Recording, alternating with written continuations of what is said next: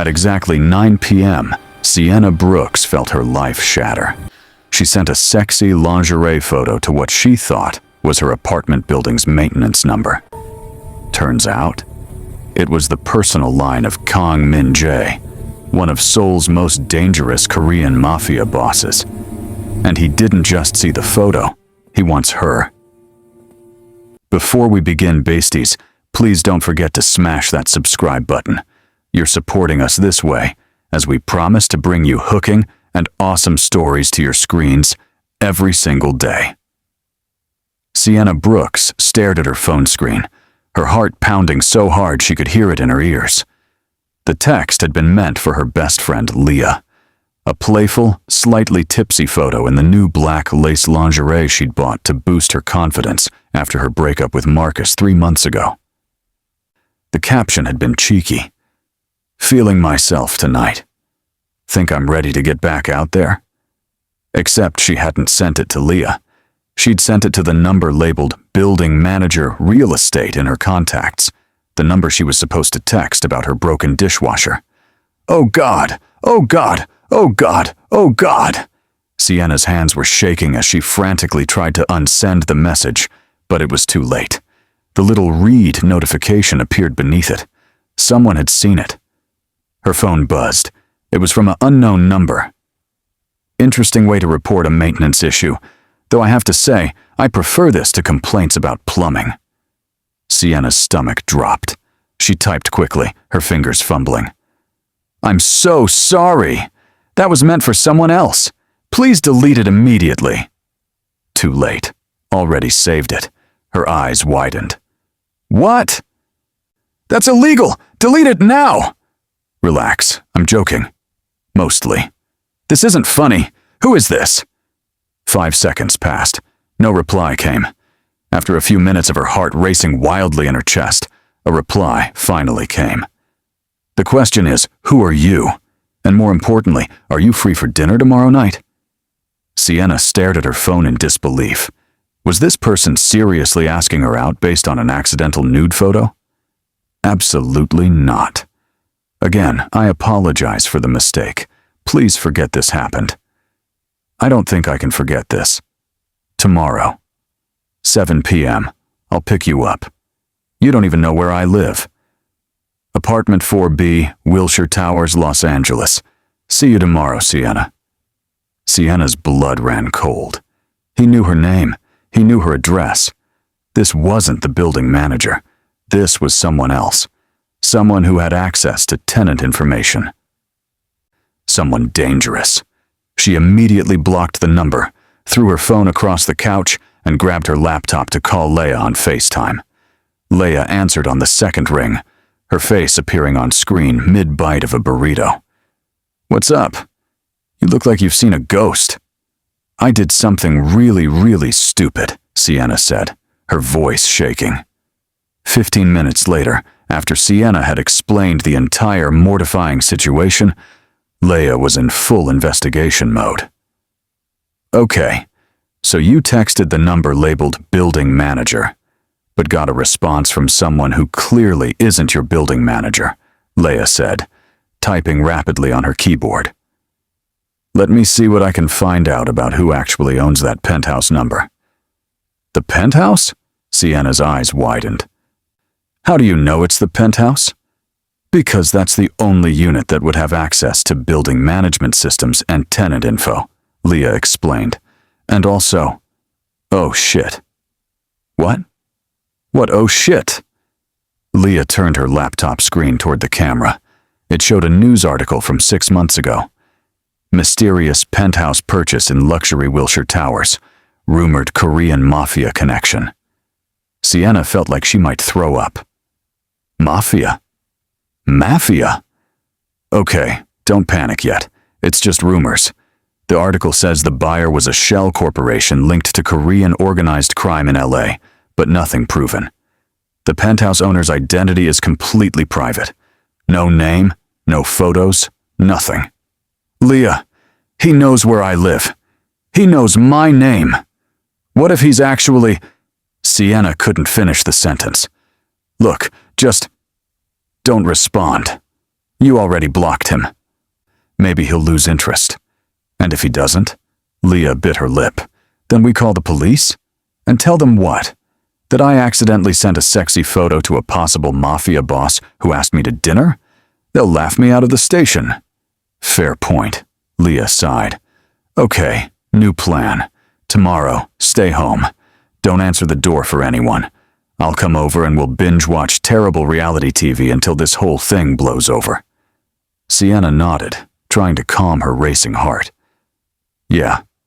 Okay, that's a good plan. It was not a good plan. The next day at 6:45 p.m., Sienna was in her pajamas, eating ice cream straight from the container and watching The Bachelor with Leah when someone knocked on her door. 3 sharp, authoritative knocks. Both women froze. Don't answer it, Leah whispered. Another 3 knocks, louder this time.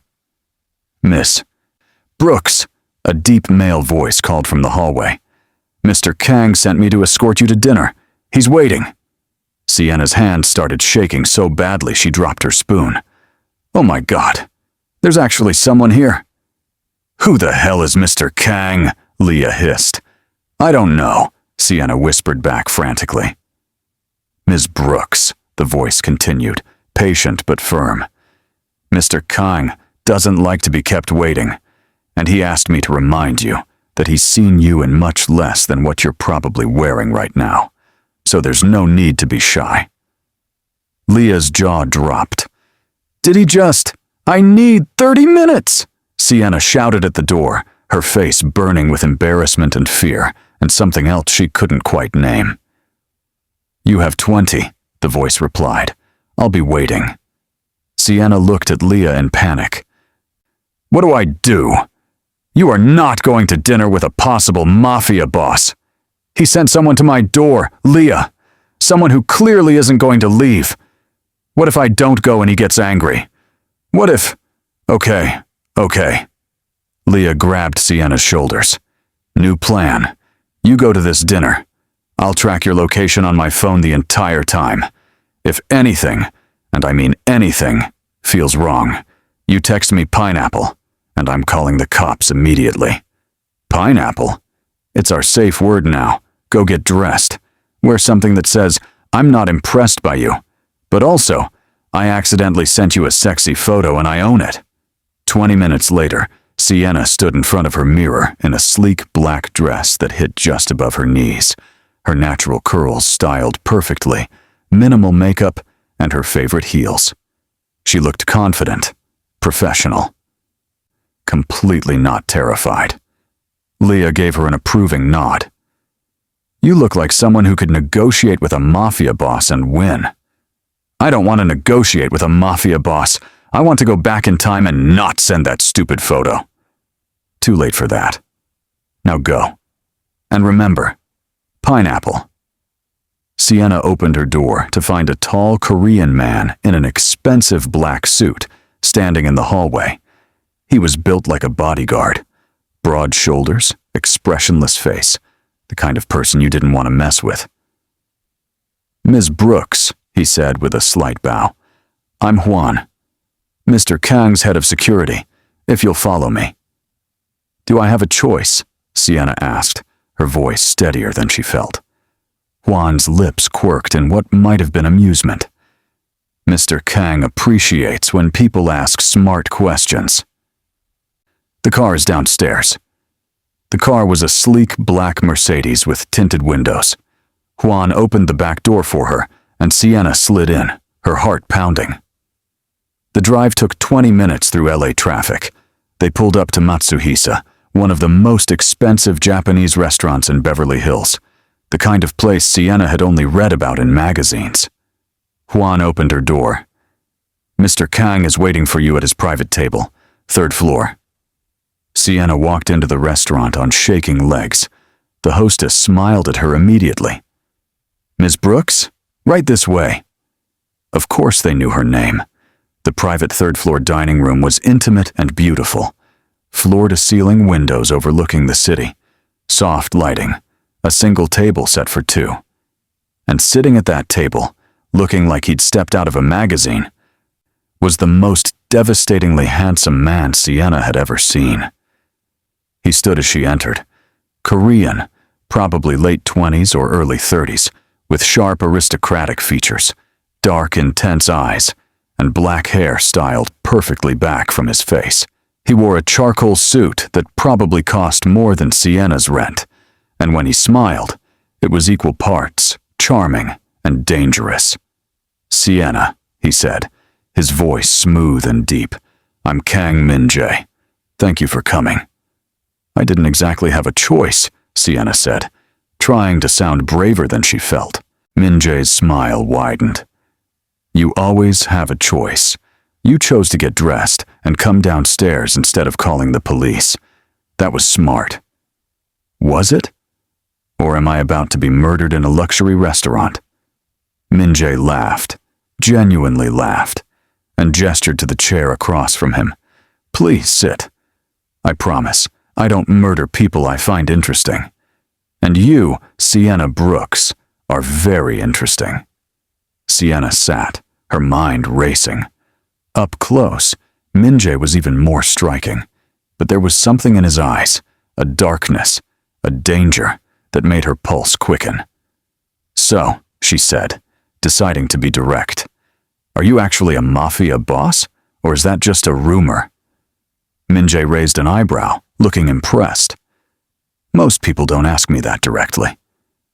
Most people probably didn't accidentally send you lingerie photos." "True." He poured her a glass of wine.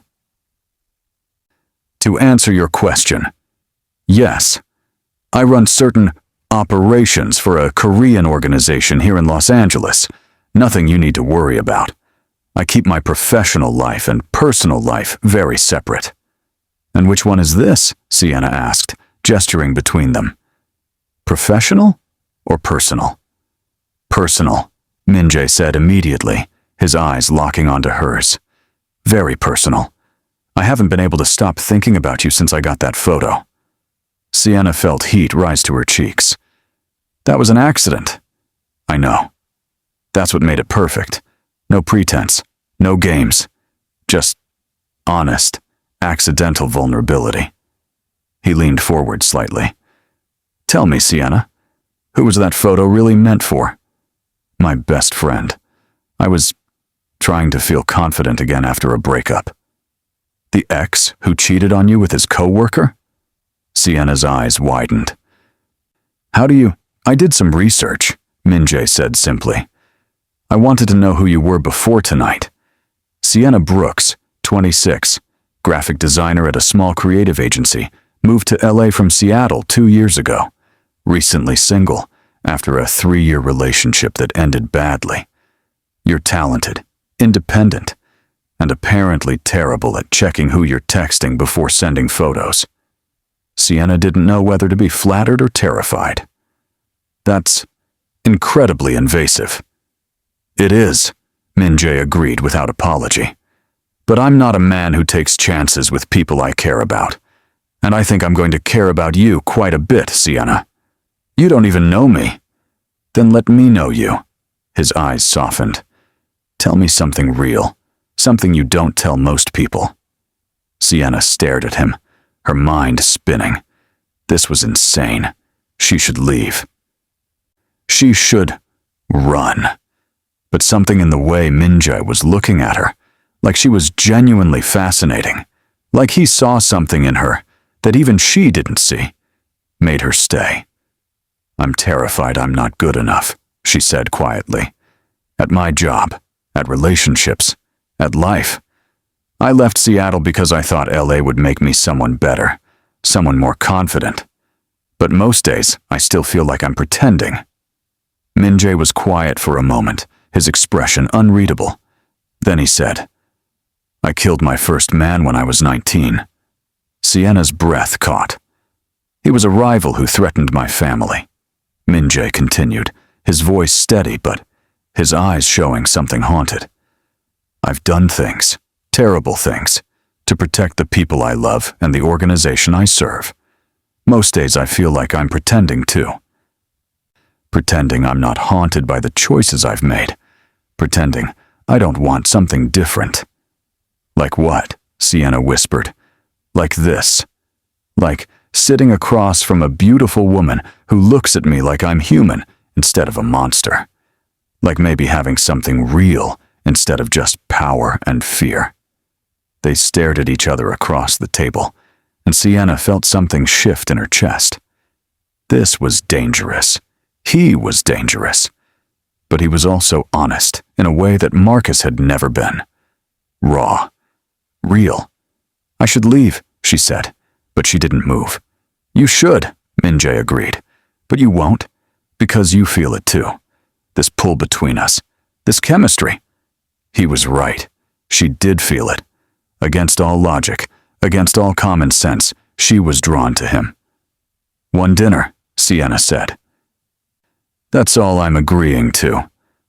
Min-Jae's smile was slow and devastating. We'll see.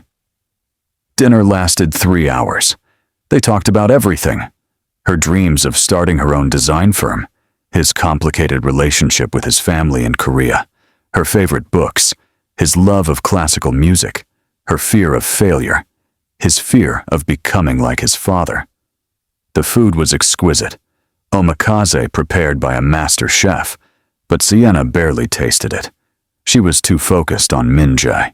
On the way, his eyes crinkled when he genuinely smiled.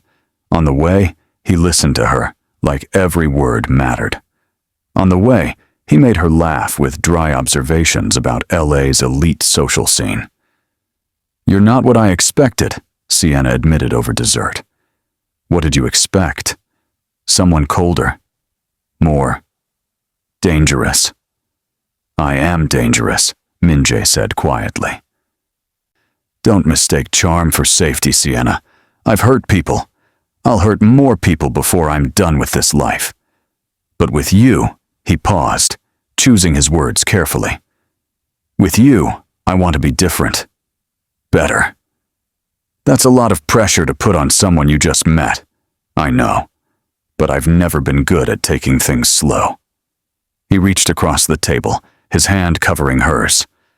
I want to see you again. Tomorrow. And the day after that. And the day after that. This is crazy, Sienna said, but she was smiling. The best things usually are. His thumb traced circles on the back of her hand, sending electricity up her arm. I know what I am, Sienna. I know the risks. But I also know I've never felt this way about anyone. Give me a chance to show you I can be more than what I do. Sienna looked at their joined hands, felt the pull between them, and made a decision that would change her life forever. One date at a time, she said. No pressure, no promises. Just see what happens. Min-Jae brought her hand to his lips, kissing her knuckles gently. One date at a time. By the time Juan drove her home that night, Sienna's head was spinning. When she got to her apartment, Leah was still there, pacing anxiously. You didn't text Pineapple, Leah practically shouted. I've been freaking out for 3 hours. I'm sorry, Sienna couldn't finish. She was smiling too hard. Leah's eyes narrowed. Oh no, you like him. You like the Mafia boss. He's not what I expected. Sienna, this is insane. He's a criminal. I know. But Leah, she grabbed her friend's hands. When was the last time someone looked at me the way he looked at me tonight? When was the last time I felt this alive? Leah sighed, her expression softening. Just promise me you'll be careful. Please. I promise. 2 weeks later, Sienna was falling in love. She knew it was insane. She knew it was dangerous. But being with Min-Jae felt like coming home to a place she'd never been before. They'd seen each other almost every day. Dinners at exclusive restaurants, where Min-Jae knew all the owners personally. Walks through art galleries where he explained Korean contemporary art with genuine passion.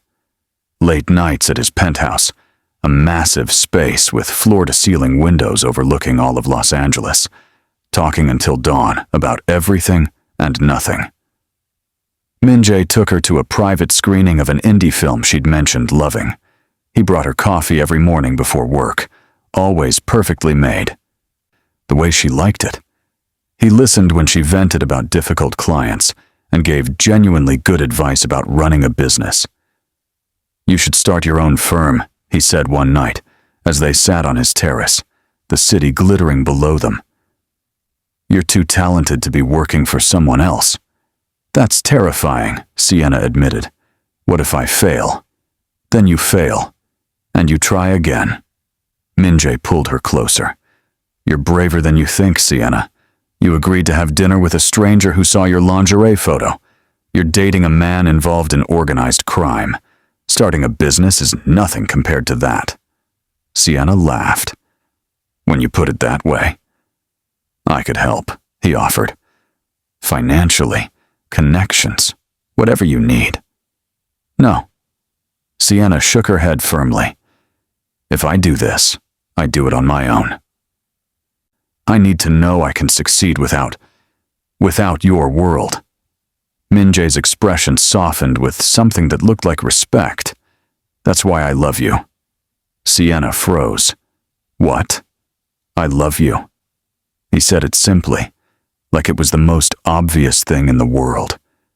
"I know it's fast. I know it's crazy. But I do. I love the way you stand up to me. I love the way you see the good in people even when you shouldn't. I love the way you make me want to be better than what I am." Sienna's heart was racing. She'd known she was falling, but hearing him say it made it real in a way that terrified and thrilled her. "I love you too," she whispered, and when he kissed her, she felt like she was flying. That night, when Min-Jae carried her to his bedroom, it felt like a beginning, like choosing each other despite all the reasons they shouldn't. "Stay tonight," Min-Jae whispered against her lips. "I want to wake up with you here." Sienna kissed him again, her answer clear. 3 days later, Sienna was at work when her phone started blowing up with unknown numbers. Text after text from numbers she didn't recognize. "You should leave him while you still can." Another unknown text. "Pretty girl like you doesn't belong in this world. He'll get you killed. Run. Last warning. Walk away or face the consequences." Her hands were shaking when she called Min-Jae. "Someone's threatening me," she said, her voice tight with fear. "Multiple numbers. They know about us. Min-Jae, I'm scared." "Where are you?" Min-Jae's voice was instantly sharp, all warmth gone, replaced by something cold and commanding. "Stay exactly where you are. Juan is coming to get you right now. Don't talk to anyone. Don't go anywhere alone." "Min-Jae, what's happening?" "My rivals know about you. They're trying to scare you away from me, using you as leverage." She heard anger beneath his controlled tone, barely restrained fury that made her realize just how dangerous he could be. "Pack a bag. You're moving into the penthouse until this is handled."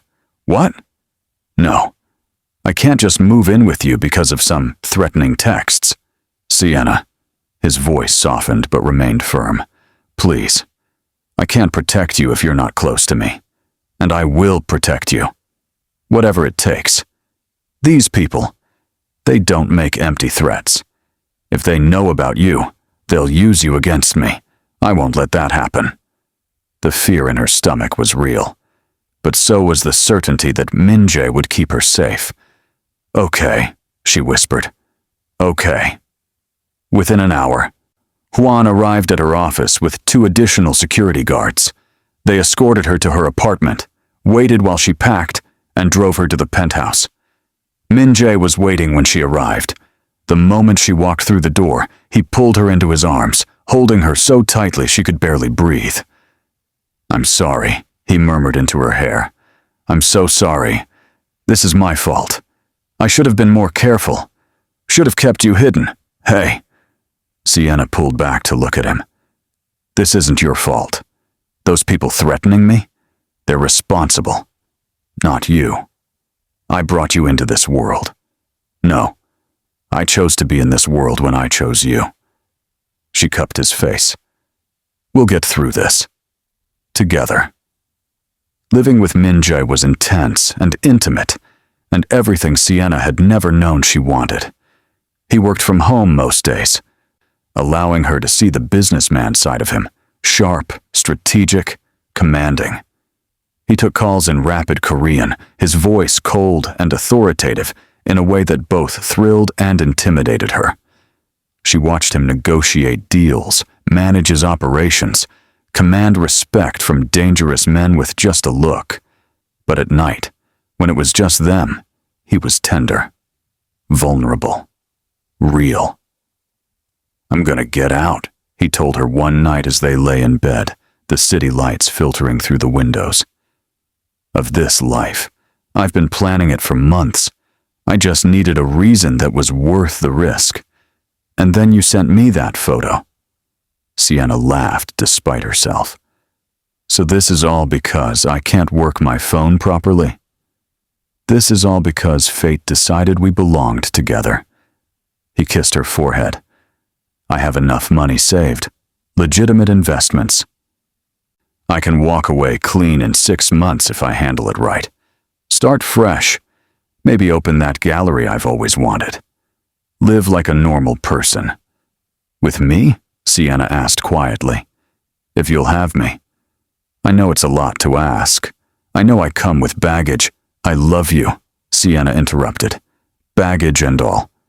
Yes, I'll have you. 1 month later, everything fell apart on a Tuesday. Sienna came home from meeting with a potential client for her new firm. She'd finally taken the leap, using her own savings, to find Min-Jae pacing in the living room, fury radiating from every line of his body. What's wrong? She asked immediately. Your ex-boyfriend, Min-Jae said, his voice deadly quiet.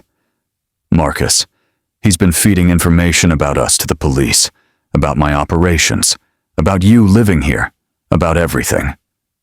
Sienna's blood ran cold. What? Why would he? Apparently, he's been concerned for your safety and trying to help you by cooperating with an investigation into my business. Min-Jae's laugh was bitter. He's trying to play the hero, and he's going to get you caught in the crossfire. I haven't talked to Marcus in months. How does he even know about us? Social media, mutual friends.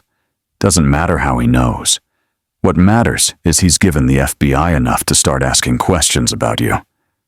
2 days later, 2 FBI agents showed up at the penthouse. Ms. Brooks, the female agent said, flashing her badge. I'm Special Agent Kim. This is Agent Rodriguez. We need you to come with us to answer some questions about Kang Min-Jae and his criminal activities. Sienna's heart was pounding as they escorted her to a downtown federal building. Min-Jae had immediately called his lawyer, who met her there, but the agents separated them for questioning.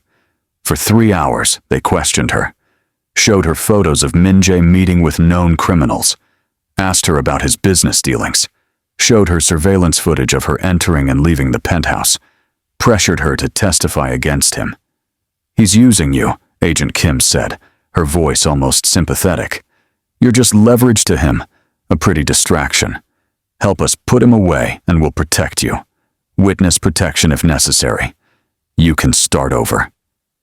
I don't need to start over, Sienna said firmly, and I want my lawyer present for any more questions. We're trying to help you, Ms. Brooks. Do you know what happens to people who get involved with men like Kang Min-Jae? They end up dead or in prison. Is that what you want? I want my lawyer, Sienna repeated. Agent Rodriguez leaned forward. Your ex-boyfriend Marcus is very worried about you. He says Kang Min-Jae is dangerous, controlling, that you're not yourself anymore. Is he keeping you against your will? Sienna almost laughed. Marcus is my ex for a reason. He cheated on me, lied to me, and now he's trying to ruin my life out of some misguided sense of ownership. I'm with Min-Jae because I choose to be, and I'm not saying anything else without my lawyer. They finally let her go with a warning. We'll be in touch, Ms. Brooks, And think carefully about who you're protecting. Is he really worth going to prison for? When Sienna got back to the penthouse, Min-Jae was waiting, pacing like a caged animal. "I'm so sorry," he said immediately, pulling her into his arms the moment she walked through the door. "This is my fault. I should have—" "Stop!" Sienna interrupted. She took his face in her hands. "I love you. I'm not testifying against you. I'm not leaving you. We're going to figure this out together." Min-Jae kissed her like she was oxygen and he'd been drowning. "I don't deserve you." "Probably not," Sienna said with a small smile. "But you're stuck with me anyway." 2 weeks later. "We need to disappear for a while," Min-Jae said. They were sitting on the terrace, the city spread out below them like a carpet of stars. "I have a place in Hawaii, private, secure. We can go there until things cool down. Until I can finish extracting myself from the organization." "What about my job, my new clients?" "Bring your laptop. Work remotely. I'll make sure you have everything you need. High-speed internet, whatever equipment you need, connections to help your business grow." He took her hands. "Sienna, I meant what I said. I'm getting out of this life. But I need time to do it right, to make sure everyone I care about is protected. Come with me. Please." Sienna thought about Marcus's betrayal, about the FBI's pressure, about the threats from Min-Jae's rivals. Then she thought about Min-Jae's laugh, his vulnerability, the way he made her feel alive, the way he supported her dreams, the way he loved her without trying to change her. "Okay," she said. "Let's go." Hawaii. 2 months later, the estate was paradise. Private beach, ocean views, security that made Sienna feel safer than she ever had. And Min-Jae, who worked tirelessly during the day to extract himself from his criminal ties, and at night held her like she was the most precious thing in the world. Sienna's design business was thriving. She'd taken on 3 major clients remotely, and word of mouth was spreading. Min-Jae had been right. Distance from LA had given her clarity and confidence.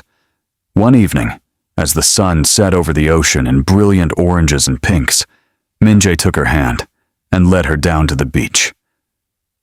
"I have something to tell you," he said, and Sienna's heart started racing. "You're scaring me." "Don't be scared." He smiled, and it was the most genuine, unguarded smile she'd ever seen on his face. "I did it. I'm out. Completely. My last ties to the organization were severed this morning. I'm free, Sienna. We're free." Sienna felt tears spring to her eyes. "Really? You're sure? Really?" Then Min-Jae got down on one knee in the sand, pulling out a ring box. "I know this started with an accidental photo. I know we've been through hell to get here. But there's nothing accidental about the way I feel about you. You changed my life, Sienna. You made me want to be better. You made me believe I could be better. Will you marry me?" Sienna was crying and laughing and saying yes before he even finished the question. Chattel. 1 year later, they never went back to LA. Min-Jae had successfully extricated himself from his organization through careful negotiation, strategic payments, and calling in every favor he was owed. They'd moved to Seattle, Sienna's hometown, where she'd opened a successful design firm with clients across the country. Min-Jae had opened the art gallery he'd always dreamed of, specializing in Korean contemporary art. Marcus had gotten arrested for obstruction of justice when it turned out he'd been fabricating some of his evidence against Min-Jae, trying to make himself look like a hero. The FBI's case had fallen apart without credible witnesses willing to testify. Leah had visited twice, and though she'd been skeptical at first, she'd admitted that she'd never seen Sienna happier. And every night, Sienna fell asleep in the arms of the man she'd accidentally texted, the man who'd seen her at her most vulnerable and loved her for it, the man who'd chosen to leave everything behind to build a new life with her. Do you ever regret it? Min-Jae asked one night as they lay in bed in their Seattle home, rain pattering against the windows. That text? Everything that happened after? Sienna thought about the fear. The danger, the chaos of that time in her life. Then she thought about the love, the growth, the incredible journey they'd been on together. About waking up every morning next to someone who saw her completely and loved her anyway. About building businesses they were proud of. About the life they'd created from the ashes of their old ones. Not for a second, she said, and kissed her husband. The end. Final message. Sometimes the best things in life start with a mistake. Sometimes the wrong number is actually the right one. And sometimes the most dangerous choice you make is the one that saves your life. If you enjoyed this story, besties, don't forget to like, subscribe, and drop a comment. Have you accidentally sent a photo to a wrong number? Would you go to dinner with a Mafia boss if he sent a bodyguard to your door? Could you fall in love with someone that dangerous? Thank you for watching, and I'll see you in the next one.